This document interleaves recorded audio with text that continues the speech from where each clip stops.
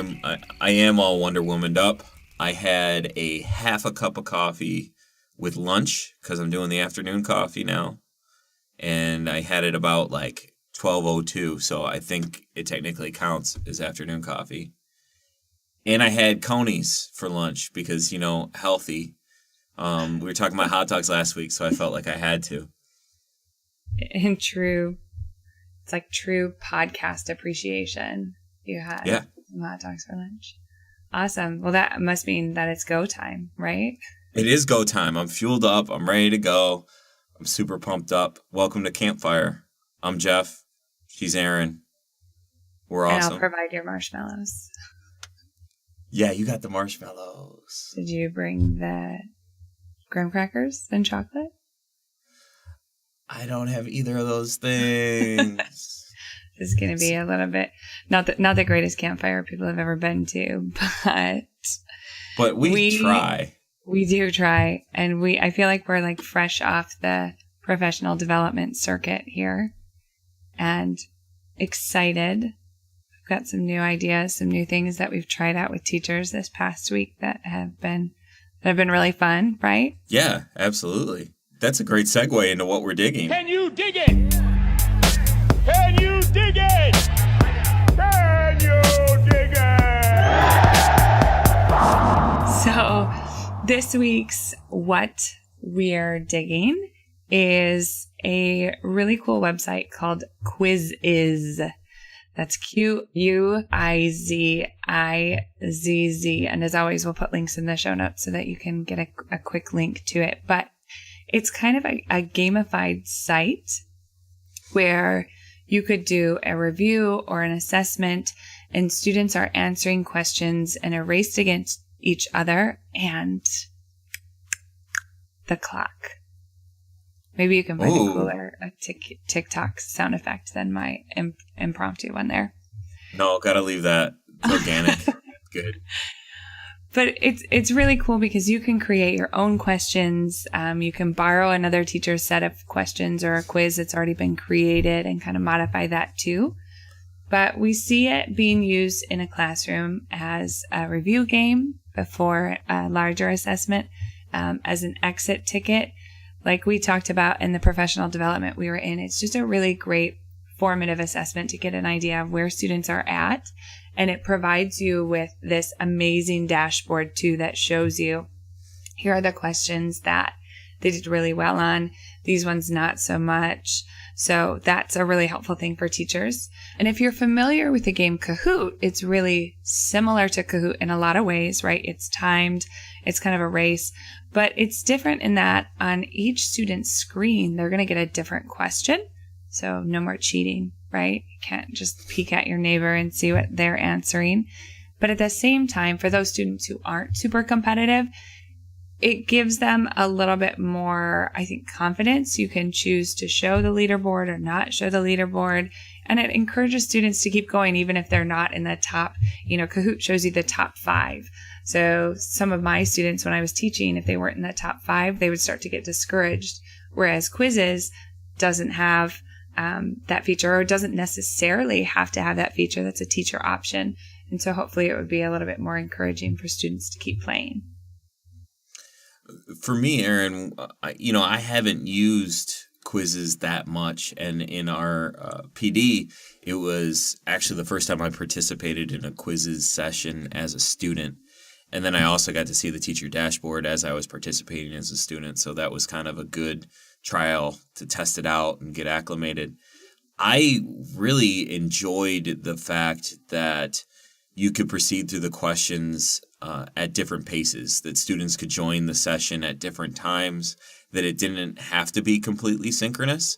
I think there's a lot of advantages there. One of the teachers mentioned to us that one of her colleagues does Kahoots at night kind of thing, where they say, okay, at 8 o'clock, we're going to start a Kahoot and you can come and you can join. And they do it with all the kids synchronously, but they're off site.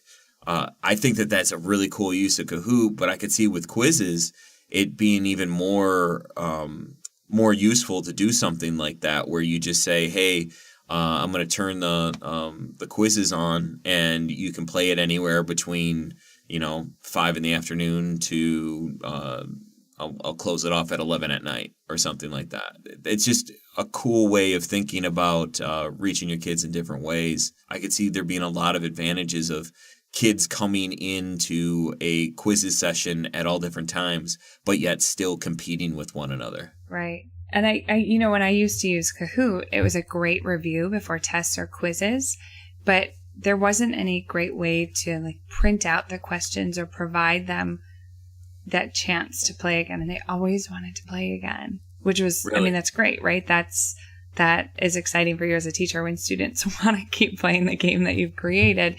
But at the same time, it makes it difficult for them to continue to study later on in the evening. So I think it's got some really cool features, and that's why we're digging it. Dig it with 2 shovels.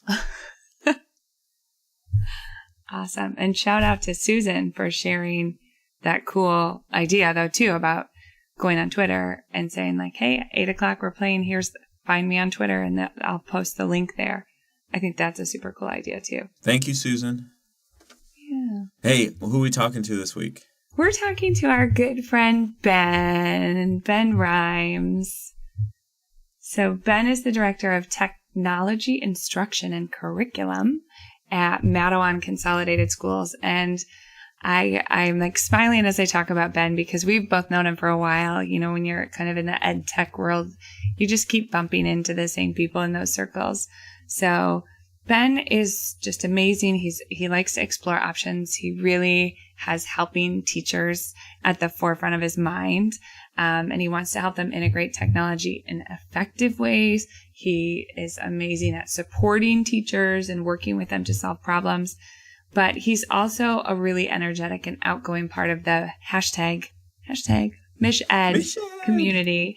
So we just wanted to give them a quick little plug here too. But they are fantastic. They're just a group of educators who have played a really integral role in sharing out what's happening inside Michigan's classrooms. Because a lot of times, when you hear about schools, it's typically not about good things. And so they've done a really great job of sharing the amazing learning opportunities that teachers are providing, that students are, the creations that students are making and the learning that they're doing. So we appreciate Ben for being a piece of that too. Yeah, and shout out to Ben for being the first participant in our experimental Mad Lib theater game. I think it turned out pretty good. So good to talk to Ben. I don't get to do it enough.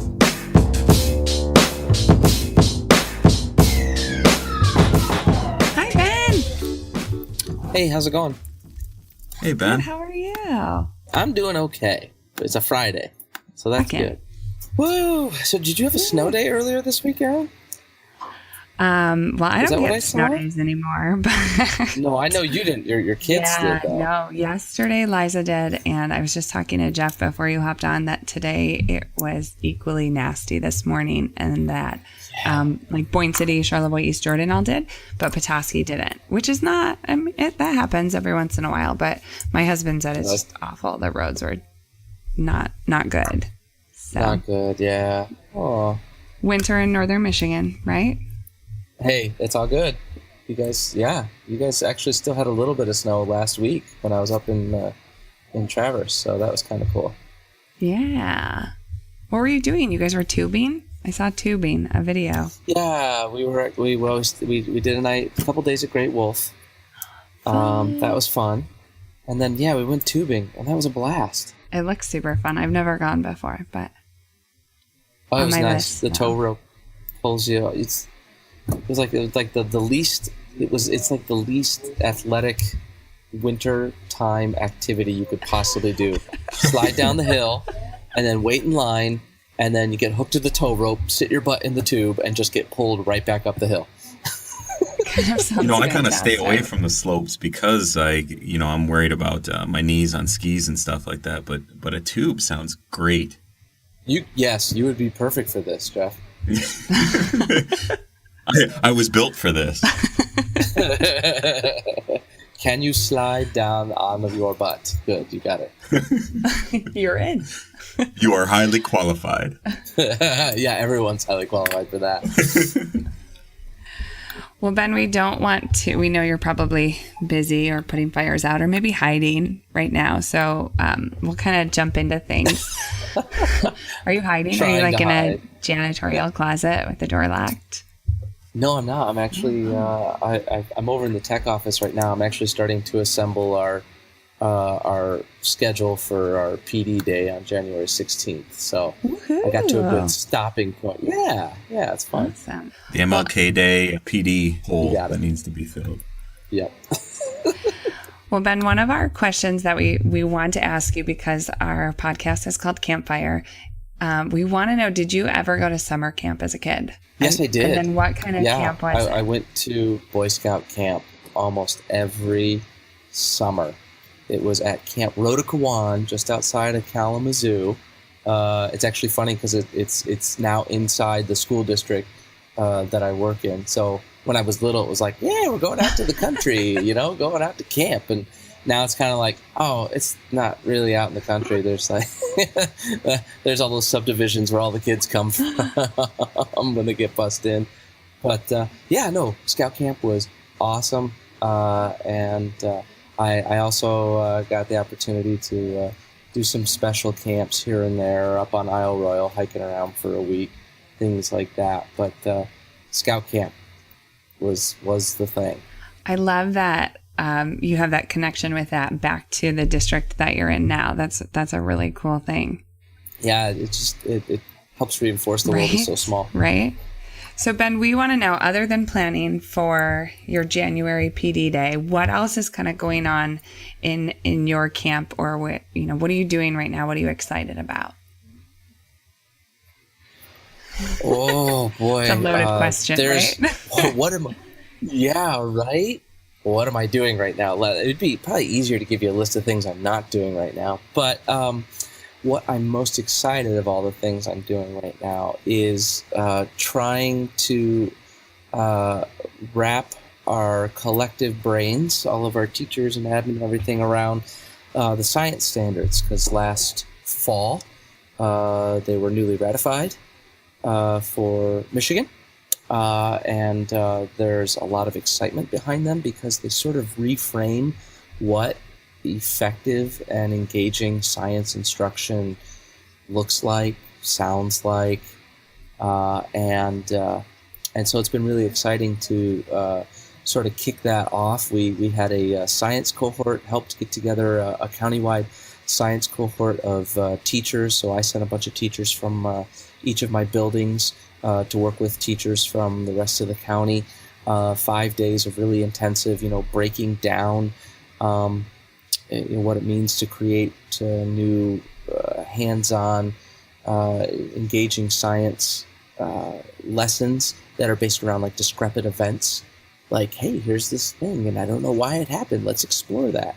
So that was really exciting. And over the next 3 years, we actually just finalized our big rollout plan for what we're going to tackle each of those years in terms of realigning assessments, realigning instruction, our scope and sequence, introducing new curricula, and then in preparation, of course, for the new state assessments. Not that preparing for new assessments is exciting. That's part of it. What's really exciting is just being able to have an opportunity to sort of reinvigorate everyone around much more engaging and a much more authentic science learning. Something that I really think about when you talk about the science standards there, Ben, is how you talk about investigative and kind of the wonder of science, right? Like really like tapping into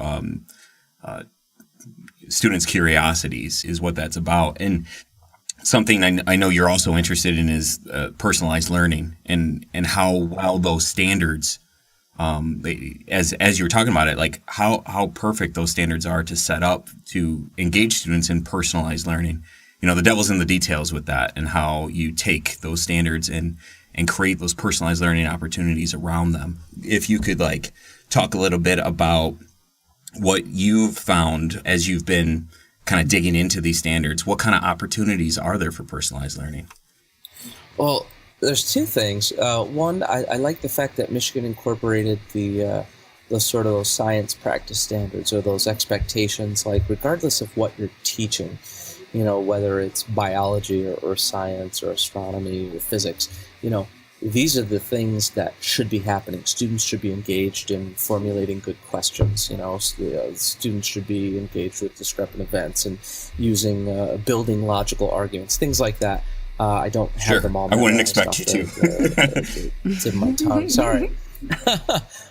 But those were really exciting because that really does speak to that more personalized learning, especially if you take like the first one where students are generating good questions, right? That's really what is at the heart of personalized learning if you take it from that truly holistic, and engaging approach of I should be motivated to go, why is this happening in the world? Why does this scientific phenomena exist? And really getting students and teachers the tools to help them build those questions that will then push the students, because those questions might not be the same from student to student, right? I mean, it'd be nice if there was some commonality, but the idea is it's going to be much more personal in nature. So that was really exciting for me. But then the other thing is, especially at the secondary level, where historically it's been very regimented, right? You've got these traditional, here's a chemistry class, here's a physics class, here's a biology class, right? And then this is the sequence, this is what you go through. But with these new science standards, coupled with a few years ago with Michigan providing more flexibility for the MMC or the MME graduation requirements, MMC, being able to say, let's get a little more creative, let's get a little more flexible here, right? So if students wanted to get like their chemistry content, but they also wanted to get a little bit of their biology content, maybe you could take those, marry those into a course that covers both of those, something like a medical detectives or human body systems or biomechanics, something like that. So that's really exciting, because then students that are going, chemistry's not exactly my thing, but a class where I could learn about chemistry applied through some other medium, whether it's biology or physics, that's really cool. That's awesome, Ben. I think that one of the things that you kind of noted is that that's not the traditional way that courses are presented, that teachers are used to teaching.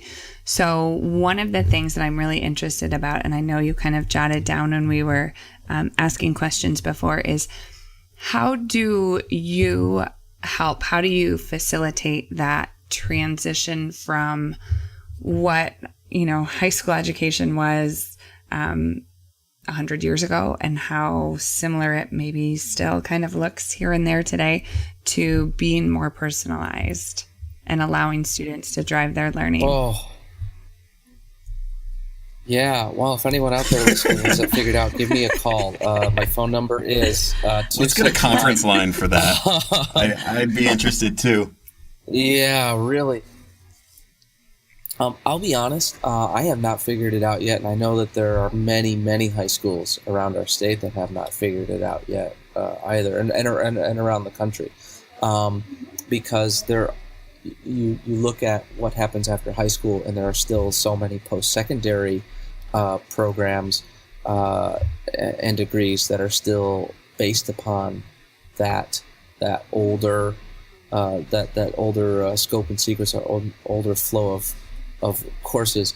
So I guess the one I could tell you what we've been doing in hopes that it will create pathways for that. So we have embraced Project Lead the Way in our school district, and we have provided through grant funds and through our Public Education Foundation and our consolidated grant opportunities for teachers to be trained in Project Lead the Way methodology, which, for those not familiar, Project Lead the Way is a large nonprofit in the United States dedicated to STEM and career-oriented instruction that's all hands-on.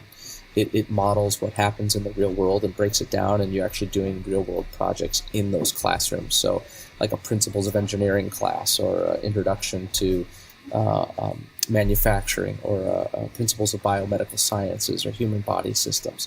So these courses are all hands-on. You're working with others. It's collaborative. It's hands-on, and just providing teachers that opportunity, and then providing students that opportunity, and doing so in a way that's not as strictly regimented. So I know in some districts they've taken the approach where, well, you could take this course if you're a freshman, or in order to take this course, whatever it is, science, math, whatever, you have to be a sophomore and you have to have had this other course, right? Or unless you were advanced, you took the class in middle school. We took a different approach, and we opened up those classes, these Project Lead the Way classes, to any student. So we've had freshmen, sophomore, juniors, and seniors in some of these classes all together. And that's been a really interesting mix, just in terms of seeing all those classmen interact with each other, not just in terms of their academic ability, but their social and developmental maturity. So that's been really fascinating. But doing so in a way that isn't just like, okay, boom, we want to get everyone in these classes, but trying to provide a balance between those classes and some of the more traditional pathways, because we have students in some of these classrooms, or in some of these classes, that still want to go on into pre-med. We have some of these students that want to go on and be doctors. We have some of these students that want to go on and be engineers, and they're going to go to a post-secondary institution for that. And so some of them are dual enrolled in that course and a traditional biology or an anatomy course. And they're seeing overlap. And at first it was like, oh, well, that's a bad thing. We want to make sure we're using your time wisely. But in fact, a lot of those students that might have been struggling in courses at the high school level, especially courses that are career and college track, they've been seeing those overlap in content and application of content, awesome. And it's been helping them. That's awesome. Because it's being reinforced. Yeah. So fingers crossed that will continue to bear out. So, but that's one thing we've been doing at the high school level to try and encourage more of that. How do the teachers feel about that? How do the teachers who are part of the project Lead the Way, how are they handling that, or what do you do to support them? Well, it's difficult because we've got at our high school, we've got 3 Project Lead the Way teachers, 2 in the life sciences area, 1 in the engineering. And so it's difficult in a way that they are sort of on an island now, similar to the same way that like a fine arts teacher, like a band director or an orchestra or a choir director or art teacher would be. They have very few colleagues within their building to go and talk to and discuss what's happening in their classes. So that's been a challenge, and that's something that I've realized this year that I need to get better at then as district level administrators, providing opportunities for them to network with other teachers and collaborate with one another. But it's also offered opportunities for them in some small ways to collaborate with other teachers that are in the more traditional tracks, or some other teachers, like we have a senior seminar class at our high school that all students are required to take. It's a semester long, and it's opened up opportunities for them, should they want to partner with the senior seminar class, to bring in professionals from these fields to come in and talk to the students, answer questions, or possibly set up job shadows with. So that's really cool. I feel like when students have the ability to just see what is out there and to hear from people who are doing jobs, that there's so much value in that. And I think sometimes, and maybe this is an overgeneralization, but sometimes within our schools, especially within a middle school, we kind of think that maybe our students aren't ready for that yet, or they don't know what they want to do. But I think there's just that exposure piece and the knowledge of, these are careers that are options for me. Here's how I got started. Here's what you could do. That when I was teaching middle school was really eye-opening for my kids. That's exactly what it is. I think this is only my second year in this position, in this curricular position.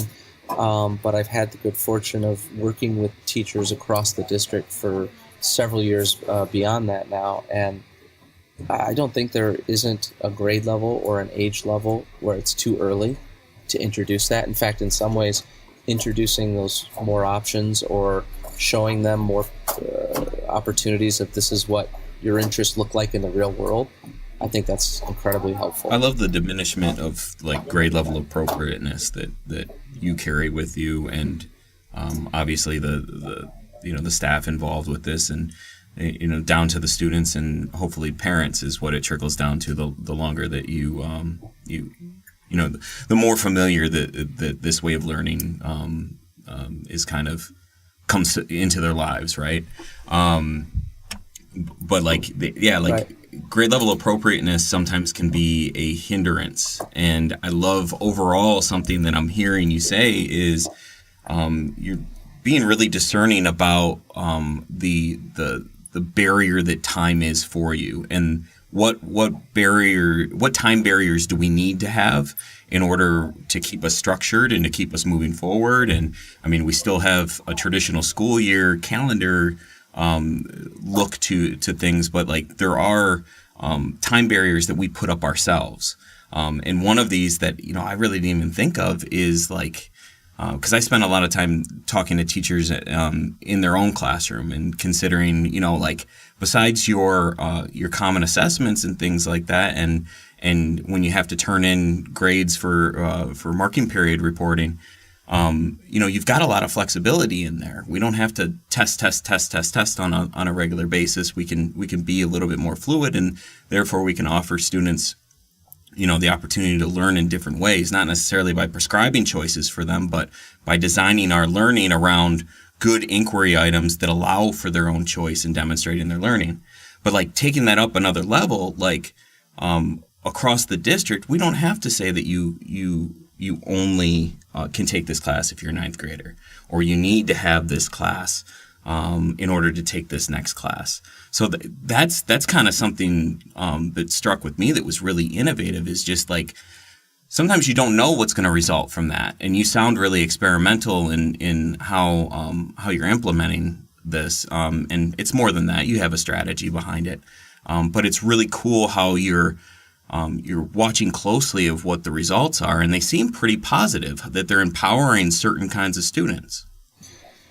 So far, the majority of feedback and conversations we've had with students, and when we bring people in from the outside, and when the students then present to adults and other community organizations, it has been very positive and everything. And to be fair, in all honesty, some of this is we entered this agreement with Project Lead the Way not knowing exactly what it was going to look like. So some of it is traditional, like, okay, we got this planned out, here's the 5-year plan, and this is what's going to happen, boom, boom, boom, boom, boom. And then the other bit of it was also taking a leap of faith and just saying, well, we've got a good partnership with our ISD, and they were the ones that brought this to us. And so, our previous superintendent said, okay, we're going to go ahead, we're going to trust in our partnership with you and move forward on this. So there's always an element, plenty of unknown elements, absolutely. and there still are right now. And we have teachers at our high school that they look at it and they have reservations because they're like, well, what's going to happen in a couple of years in my course if students are tracking more towards these Project Lead the Way courses? Well, what's going to happen to my own course load? Am I going to have as many students interested in my program and everything? And that's a problem we will have to wrestle with. That we wasn't included in the original plan, that we are going to have to now go back and think about how do we balance these two realities out. So Ben, something that you said there and that you mentioned earlier when we were asking you a few questions is educators being nervous, or one of the things you mentioned in the questions we asked you before we came on, just to kind of get some ideas on what you were into, was educator stress. So Jeff and I were both talking about this, and we were very curious to know more. I mean, is it something that you're approaching from, you're trying to figure out how to help ease the stress, or you've got some plans in place? Like, what's going on with that? Tell us more. Oh boy, I wish I could tell you I had plans in place. I have ideas in place, but as far as stress goes, it's I mean, you got lots of levels of it. You got your own everyone, educator or not, has their own personal levels of stress with what's going on at home or with finances, something like that. But then professional stress, when I don't think our district is too different than other districts around the state. You're seeing, for the most part, classroom numbers on the rise, as you're doing more with less with state funding. So you're seeing class sizes increase. That adds a little extra stress. As you bring on, as engaging and fantastic as these new science standards and expectations and practices are, that adds a whole nother level of stress, because it's not, it's challenging teachers to move beyond, okay, here's our pretest, here's our reading from the book, here's our activity, and then here's our post-test, right? Or it's a more hands-on. That takes a lot more in terms of preparation. That takes a lot more in terms of getting the students to discuss, to reflect. That adds another level of stress, because now that's more time out of your day, out of your planning, and out of your time outside the class. And then you put on top of that the stress of all the things that we just don't even have control over, whether it's whether it's retirement, whether it's pensions, whether it's pay, whatever it is, budgets. All the other stuff. That's another layer of stress. So that's all challenging. I would love if there are any chiropractors or massage therapists or anything out there. I would love it to see like a partnership between like a school district and like local therapists, massage Yoga therapists studios. and everything. Like, hey, come in once a month.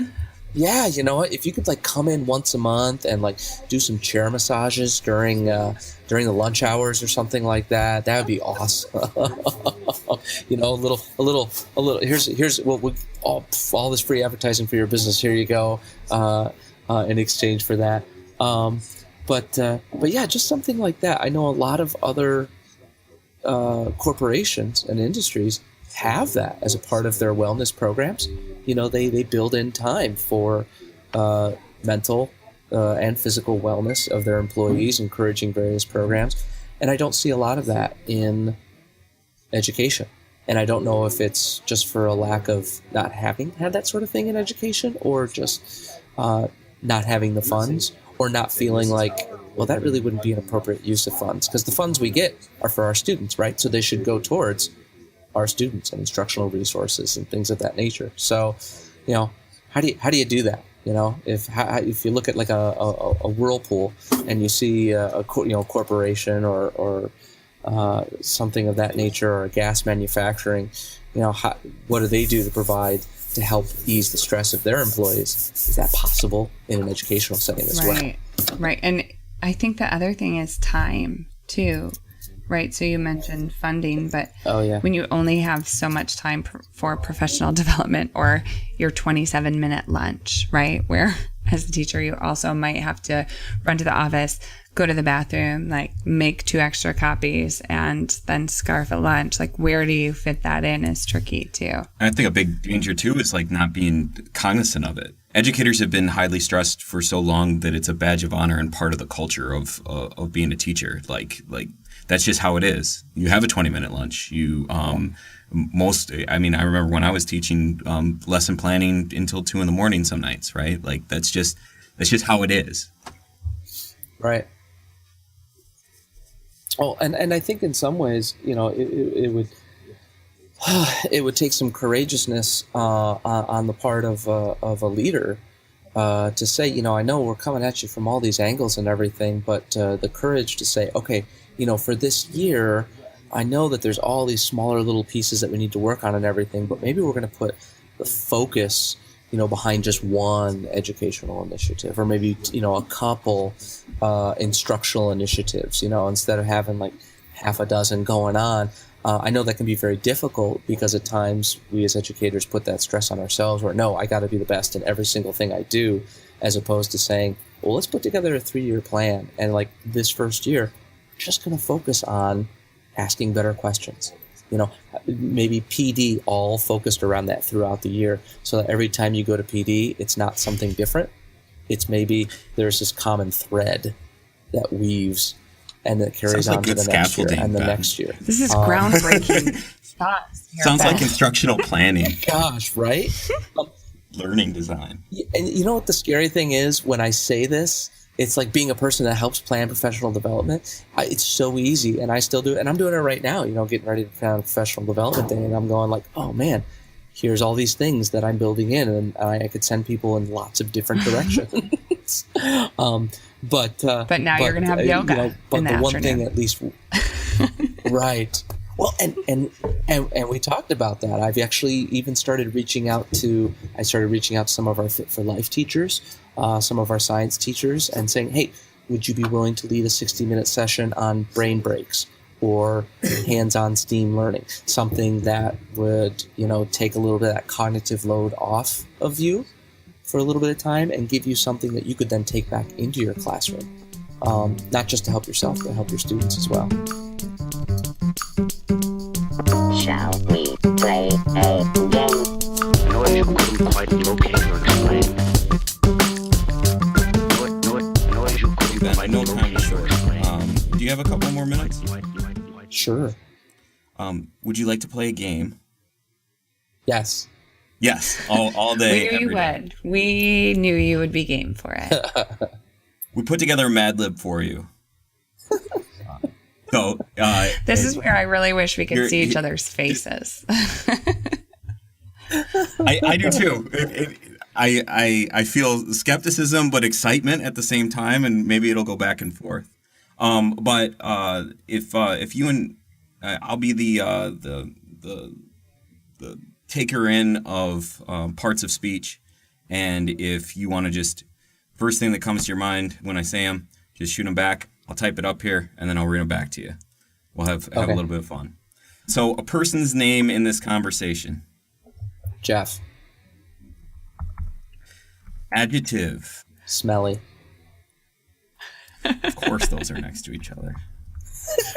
Those are not related at all. This is not a word. This is not an association activity, right? No, not at all.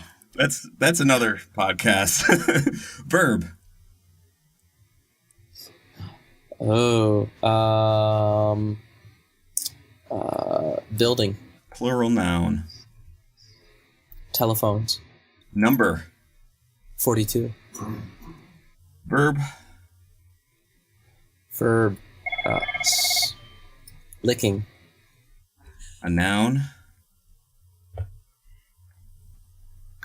Elephant. Another noun. Oh, it can't be a proper noun, right? Horseless carriage. All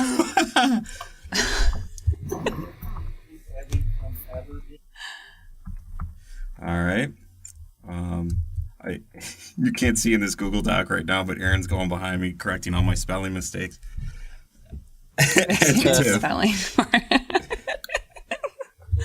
Gargantuan. Yeah, you'll have to fix that one. Yep. That's a T. Yeah. And a drink. Is this should it be a school appropriate drink? A Shirley Temple. Verb. Lift. A different person in the room, or not in the room, in the conversation. Aaron. A place. San Diego. Verb. Jeez. There's just two more. You're almost done. Two more, Ben. Oh, no, you can do it. That's okay. Drinking. And an adjective to end it. Shriveled. Shriveled, you said? Shriveled. Yeah. Is that an adjective? Yes. Pretty shriveled. Yeah. Yeah. It's describing Yes. something, right? We were having to review parts of speech yesterday. Right. Yeah. We were like, oh, there's clearly no English teachers working on this. So right now. before I read it, a little background on this. I took a couple paragraphs from an article called How do educators handle work-related stress? That was in NEA today. Great. And turn it into a Mad Lib for this one. So I'll go ahead and read it. The minute Jeff gets home from school, he laces up his smelly shoes and it says, and building for a few telephones. I probably put it wrong. And building for a few telephones to clear his head. After 42 years in the classroom, that's very generous, Ben, he learned that he needs an outlet for the pressure that builds up during the day. Other educators... It's going to get really good. Other educators may be licking their elephant, head to a horseless carriage class, or maybe find a less gargantuan way to unwind. Shirley Temple, anyone? And this one's actually starting to look true. To be honest, I often lift, admits Aaron, a teacher from San Diego. But whatever the coping mechanism, every educator shares a need to drink. Well, I'm going to change this. Need to drink after spending another day in a shriveled pressure cooker profession. End scene. That's exactly what I wasn't going for, and it still wound up. And you still found the way to do it. Oh my gosh, a shriveled cooker pressure of a class. Wow. And we'll share this out in the show notes. You have access to the text. That's intense. Fantastic, thanks. Hey, thanks so much for spending a chunk of your time with us, Ben. I appreciate it. Well, thank you. The pleasure was all mine. We'll let you get back to work or, get back to work because you still have a little more work time and then you can go to your horseless carriage and have several rounds of Shirley Temples. And Shirley Temple on this Friday afternoon. So like Jeff said, thanks so much for taking time to chat with us. Or we're going to now put you in charge. We'll come back to you and see if you've found an answer for educator stress. Maybe 2 months. Is that good? Is that enough time to find the answer and implement and all that stuff? If it's not enough time to come up with an answer, it'll be enough time to completely succumb to it. So there, either way. Awesome. Perfect. That's what I was going for. Have a good weekend, Ben. All right, you too.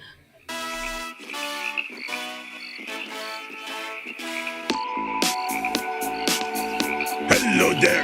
Today, we want to talk to you about asking questions because asking questions is a good way to find out about things like go gaze, observe. So let's talk about this week's hashtag Campfire Q. I'm really excited about this. We got a question. Woohoo! People want to know stuff. A person wants to know stuff. Yeah, I was going to say people might be getting a little generous, but we have to give just a huge thank you and air virtual high five to Dean Meyer. He reached out to Jeff on Twitter and first of all said he was listening on his snow day. So kudos and props to him for doing that. But his question was, the suspense is building. What is effective for helping staff to embrace PBL? So project-based learning / interdisciplinary units and cut the cord to pacing guides. Dean likes asking questions of little consequence. Very, I can't even play anymore. That's a deep question, Dean, and an important one, right? Yeah. That you're talking about really radically shifting a staff's view on what teaching and learning can be. And the first person I thought of, Aaron, was our colleague, Julia McBride. Absolutely. Julia is our professional learning coach here at Michigan Virtual University. And she has a background working with whole PBL schools. So what we did is, since I'm in the office, turned around and I walked 2 feet and leaned over Julia's desk and said, hey, are you free at any time today so that we could chat?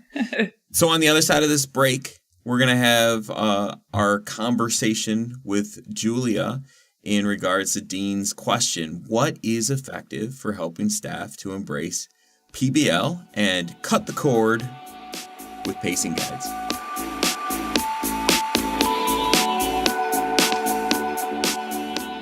Thanks so much for doing this. Yeah.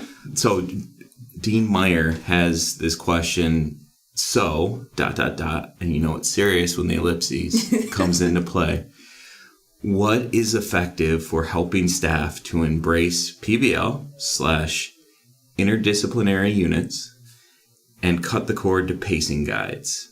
Aaron and I both thought that it'd be kind of cool to see how you would weigh in on that. And for a little bit of background for our listeners, what's the experience that you've had working with educators in PBL in the past? Sure. So I am coming, I'm about 10 years into my career, the first 4 of which were in the wall-to-wall PBL environment as a teacher myself. And one of the schools where I taught during that time was part of the New Tech Network, and it was in Chicago. And so I then became a school development coach with New Tech Network and was working with, over the last 6 years, was working with schools all the way from their inception as a new school oftentimes, or kind of reimagining themselves into a new tech school, all the way through their 4-year kind of initial relationship with us.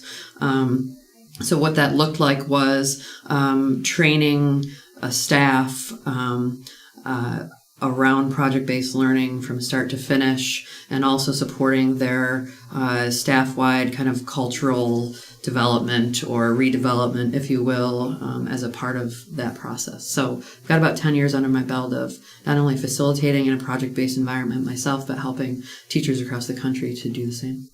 Awesome.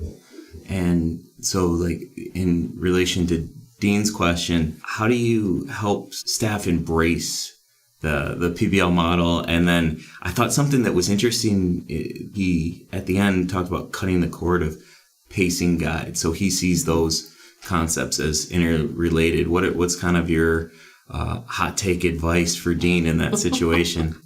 Well, my first reaction or thought when I saw this question was, oh man, there's just so many layers of complexity associated with that question. Mm-hmm. Which is why we asked you to answer it instead of us. Yeah, that's why we brought you in. You're welcome. Yeah. Oh, no, I appreciate the invite. So a couple things came up for me when kind of pondering this question. The first of which was, how are you having a conversation with your staff or with your teammates about the purpose for even considering the immense adaptive challenge that shifting your pedagogy to project-based learning can be?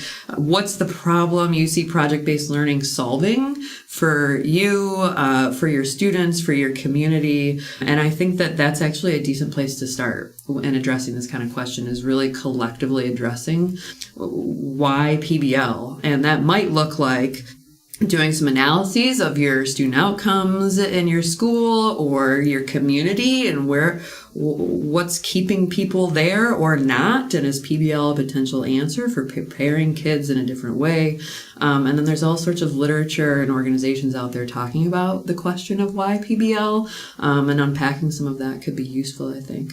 So that was one of the first things that came up for me. Another thing is that to really have people embrace PBL, they have to be properly supported. Official training that looks like regular time carved throughout a school year to meet and collaborate with your collegial peers around project ideas, around tuning project designs, around reflecting on the outcomes of those projects after implemented, which might look like looking at the student work from them. There needs to be a pretty tremendous commitment to collegial inquiry around continually getting better at project-based learning. And then the last thing that came up for me, although I'm sure there's plenty more that would help with this question, sure, is this notion of the permission to fail. So this cutting the cord on pacing guides, I mean, my assumption is pacing guides have been kind of a learned behavior that's started at a school or district level accountability measure. And people might be afraid to let go of something like that, or maybe it's all they know. And so people have to kind of sometimes be given permission to give that up and try new things and experiment. And both their failures and their experiments need to be celebrated. And this isn't just a 1-year process. So you have to give it time to help people unlearn and relearn. And also, don't tell them they have to give up everything they already know. Have them bring it with them.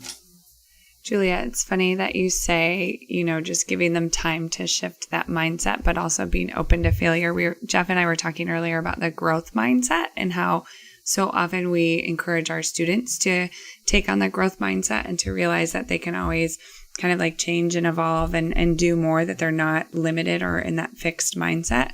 But that as teachers, we don't always open ourselves up to that mindset. Mm-hmm. Totally.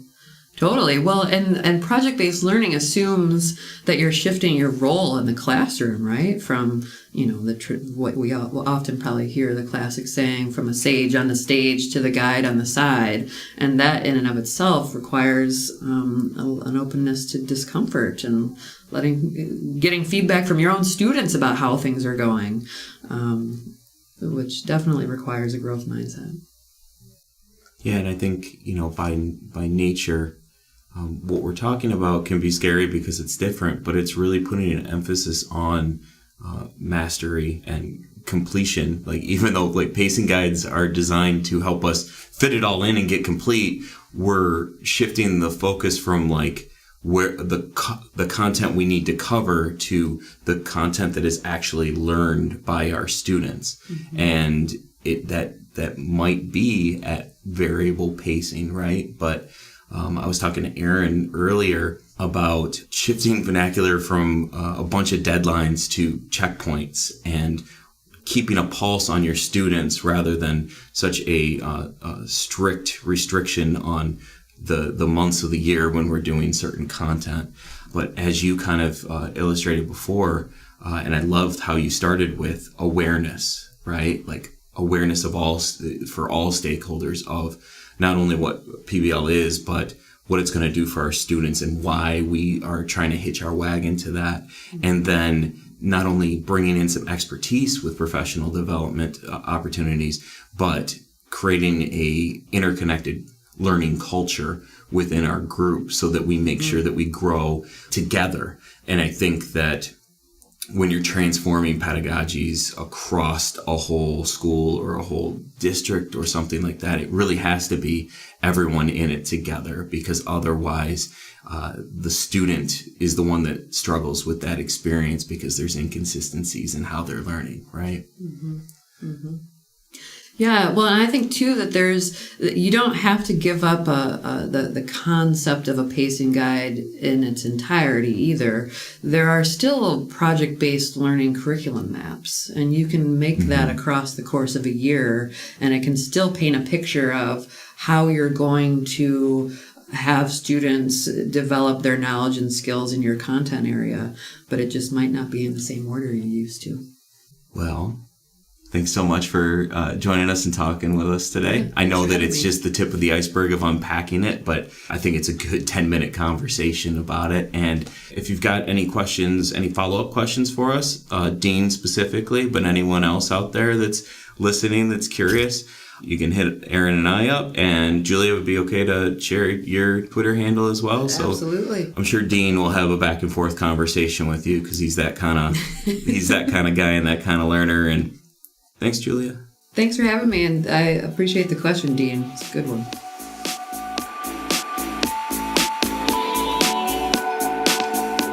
Again, shout out to Dean who posted that question on Twitter. You made our day, maybe even our week, to get a question. We were so fired up.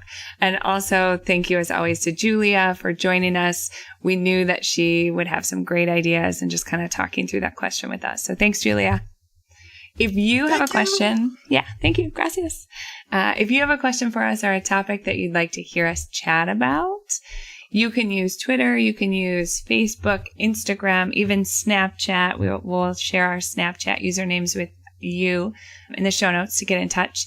And all you have to do is just put #CampfireQ. So that's Campfire with the letter Q at the end in your post so that we see it. And Thought I lost you there for a second. no, I'm here. You're here. Still good. Hey, so I want to send a message out to all of those listening to us right now that if you would like to keep listening to us in the future and you would like us to just pop up and say hello on your phones, make sure to subscribe to us on iTunes if you're an iPhone person, or if you're not and you've got a podcatcher on any device, just subscribe to us on that device. We're on a lot of different ones, so check us out and see if we're there. Yeah, and the cool thing about subscribing, which maybe if if you're new to podcasts, that means that every time we release a new one, you're going to get a little update, and it'll probably even download for you if it has that kind of capability. So subscribing lets you hear us as soon as we come out with a new podcast. Erin's like my translator. She like takes what I say and makes it super efficient and clear. That's why we make a good team, right? That's why we make High a good five. team. High five. That was a self five, actually. Perfect. My life is complete, Well, good. as is this podcast. All right. Until next time, campfire people, campers, happy campers. Happy campers. Peace out.